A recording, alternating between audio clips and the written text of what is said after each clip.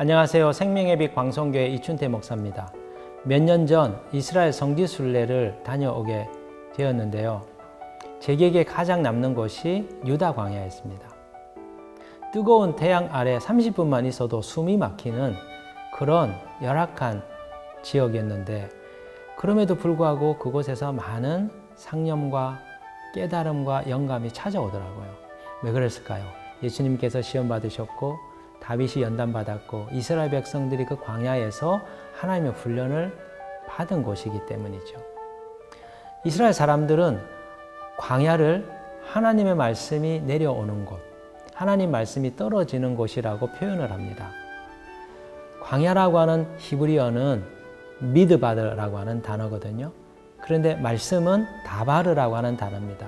미드바르와 다바르가 어원적으로 연결이 되어 있기 때문이죠. 그래서 광야를 하나님의 말씀이 내려오는 곳이라고 이스라엘 백성들은 생각했습니다. 때때로 우리 주님은 우리를 인생 광야로 내모시는데요. 살 길이 없고 막막한 그곳에서 하나님의 생생한 말씀을 우리에게 주고 싶어 그리하시는 것입니다. 지금 어려운 가운데 있습니까? 코로나 상황 가운데 힘든 가운데 있습니까? 이 광야 속에서 주님을 만나는 은혜가 있을 것입니다. 그 같은 은총을 누리게 되시는 성도님들 다 되시기를 주님의 이름으로 축복합니다. 영적 고독의 시간, 디모데후서 4장 9절부터 11절. 너는 어서 속히 내게로 오라. 데마는 이 세상을 사랑하여 나를 버리고 데살로니가로 갔고, 그레스게는 갈라디아로, 디도는 달마디아로 갔고, 누가만 나와 함께 있느니라. 네가 올 때에 마가를 데리고 오라. 그가 나의 일에 유익하니라.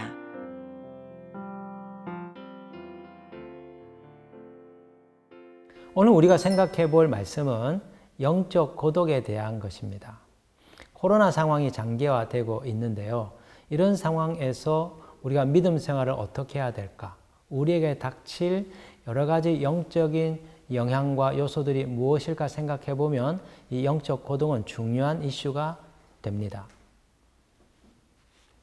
교인들과 자주 만날 수 없는 상황, 교인들과 함께 대면하면서 마음을 나누고 뜻을 나누고 함께 기도하면서 영적인 기름 부음을 받고 또 그것을 함께 교통하는 것은 우리에게 너무나 놀라운 축복의 시간이었죠.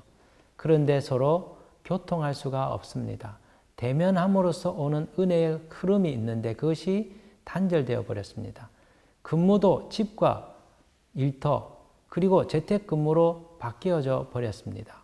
예배도 온라인으로만 드려지는 상황이 길어지고 있습니다. 이런 상황이 계속될 때 우리들의 마음에 밀려오는 유혹이 있습니다. 외롭다, 쓸쓸하다, 고독하다라고 하는 어두운 감정이 밀려오죠. 이것이 영적인 외로움과 고독입니다.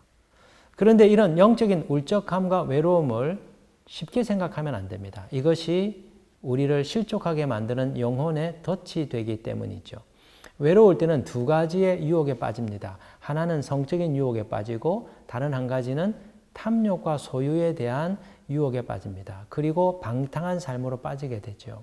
그래서 믿음 생활의 질서가 붕괴되는 것이죠. 그런데 오늘 이 본문을 한번 보시면 사도 바울이 이 코로나 상황 가운데 있는 우리와 매우 유사한 상태에 있었다는 것을 알 수 있습니다. 그는 지금 노년에 감옥에 갇혀 있는 신세가 되었습니다. 디모데후서 2장에 의하면 그는 복음을 전하는 일로 인하여 투옥이 된 것이죠. 더군다나 그는 지금 죽음을 앞두고 있는 그런 마지막 순간에 도달한 것 같습니다. 디모데후서 4장 7절에 의하면 나는 선한 싸움을 싸우고 나의 달려갈 길을 마치고 믿음을 지켰으니 라고 표현하고 있습니다. 그는 지금 거의 죽음을 앞에 두고 있는 상황이었다는 거죠. 더군다나 더 심각한 상황은 그와 함께 동력하고 있던 사역자들이 다 떠나가 버렸다는 점입니다. 10절에 의하면 데마는 데살로니가로 갔고 그레스게는 갈라디아로 갔고 디도는 달마디아로 떠나버렸다는 것이죠. 그리고 바울과 함께 있는 사람은 누가만 남게 되었다는 겁니다. 그의 상황을 한번 생각해 보십시오. 노년에 감옥에 갇혀 있는데 모든 동력자들이 떠나버리고 선교회는 해체되어 버린 것입니다. 얼마나 고독하고 적적하고 외로웠겠습니까? 그런데 사랑하는 형제자매 여러분, 이런 상황이 마지막 때 하나님 백성들이 당면할 일이라는 거죠. 이것은 바울만 겪을 일이 아니고 참된 믿음의 길, 십자가의 길을 걷는 그리스도인들에게 예고되어 있는 모습이라는 것입니다. 데살로니가후서 2장 3절에 보면 누가 어떻게 하여도 너희가 미혹되지 말라. 먼저 배교하는 일이 있고 저 불법의 사람 곧 멸망의 아들이 나타나기 전에는 그 날이 이르지 아니하리니. 마지막 때에는 미혹하는 자들이 나타나서 사람들을 유혹하는데 배교하는 일들이 일어난다는 것이죠. 믿음을 버리고 교회를 떠나는 일들이 나타난다는 것입니다. 그동안 우리와 함께했던 동료들이 신앙을 버리고 교회를 떠나는 일들이 있습니다. 또 그들이 우리를 향하여 적대적이 되는 상황들이 펼쳐진다는 겁니다. 마태복음 24장 10절로부터 12절에 보면 이렇게 말씀합니다. 그때 많은 사람이 실족하게 되어 서로 잡아주고 서로 미워하겠으며 거짓 선지자가 많이 일어나 많은 사람을 미혹하겠으며 불법이 성함으로 많은 사람의 사랑이 식어지리라. 마지막 때에는 믿음의 사람들조차도 사랑이 식어버려서 서로 미워하고 적대적이 되는 이런 모습이 나타난다는 것입니다. 참된 그리스도인이 걷는 길은 때로 외롭고 쓸쓸하고 고독한 길이 될 수 있다는 것이죠. 그렇기 때문에 참된 그리스도인의 길을 걷는 이에게는 때때로 고독하고 쓸쓸함이 함께할 수 있다는 겁니다. 어떻게 하면 고독의 시간을 이겨낼 수 있을까요? 어떻게 하면 영적 고독을 견뎌낼 수 있을까요? 오늘 이 본문에 보면 사도 바울이 세 가지를 우리에게 말씀해 줍니다. 첫 번째는 자기의 감정에 빠져들지 말고 하나님 주신 사명에 집중하라는 것입니다. 11절 12절에 보시면 네가 올 때에 마가를 데리고 오라. 그가 나의 일에 유익하니라. 두기고는 에베소로 보내었노라. 지금 사도 바울은 감옥에 갇혀 있습니다. 그런데도 그는 일을 계속하고 있죠. 복음에 관련된 일들을 디모데에게 지금 위탁하고 있습니다. 또한 자기와 함께 있었던 동력자 두기고를 에베소에 파견하여서 에베소 교회를 돌보도록 합니다. 감옥에 갇혀 있었지만 자신의 감정에 빠져 있지 않고 하나님 나라의 사명에 그는 끊임없이 매진하고 있는 것이죠. 여러분, 이것이 영적인 고독을 이기는 힘이 됩니다.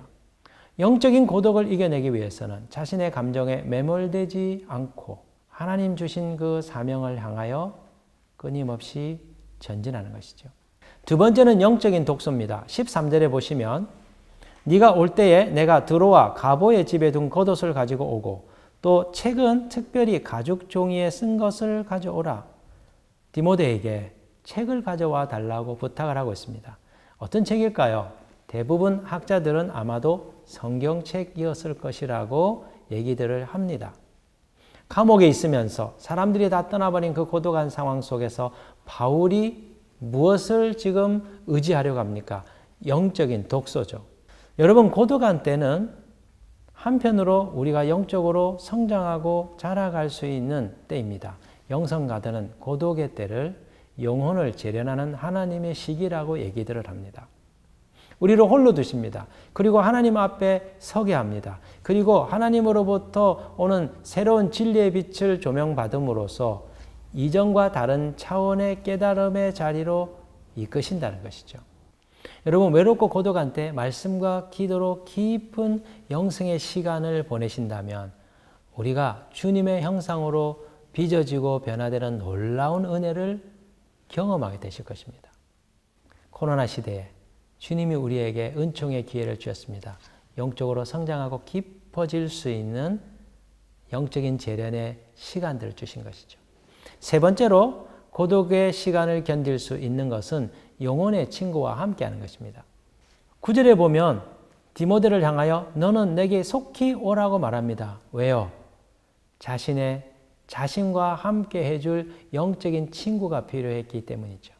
여러분, 고독하고 외로운 때, 대환란의 시기, 불시험이 찾아오는 그 시기에 많은 사람들이 떠납니다. 믿음을 버리고 떠나버립니다. 그때 남아있는 사람이 누굽니까? 진정한 믿음의 소유자들이고 나와 함께하는 영적인 친구들이죠. 영혼의 친구들입니다. 하나님께서 이 과정을 통하여 누가 나의 진짜 친구인지를 보여주시는 것이죠. 여러분, 이 어려움의 시기에는 영혼의 친구들과 함께해야 됩니다. 그들과 함께 말씀을 나누고 삶의 힘든 부분들을 토로하며 함께 기도하고 함께 울고 함께 위로하고 함께 격려함으로써 이 어려움의 때를 통과해내게 되는 것이죠.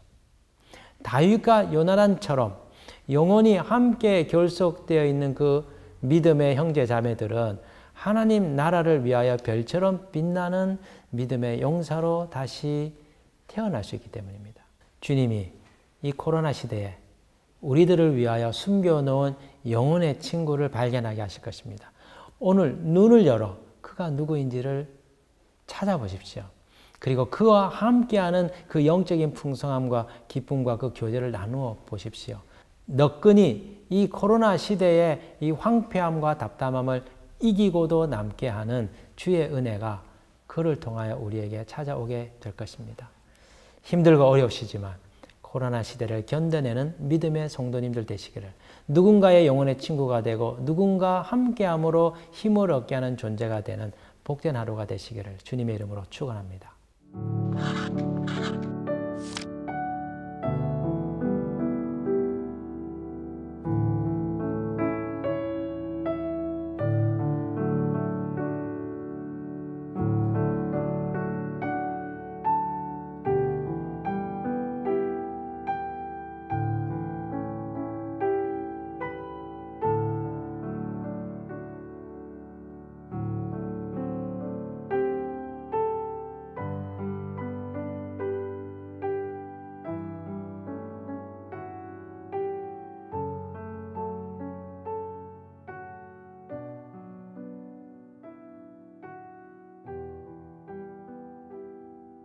오늘 주신 말씀으로 함께 기도하겠습니다. 주님, 때때로 우리를 인생의 광야 가운데로 내모심은 우리로 하나님의 성품을 닮은 자로 빚으시기 위함입니다. 주님이 코로나 시대 가운데 힘들고 답답하지만 주를 바라보며 영혼의 쓸쓸함과 고독함 가운데서 주님의 형상으로 빚어지기를 갈망하며 이 시기들을 보내게 하여 주옵소서.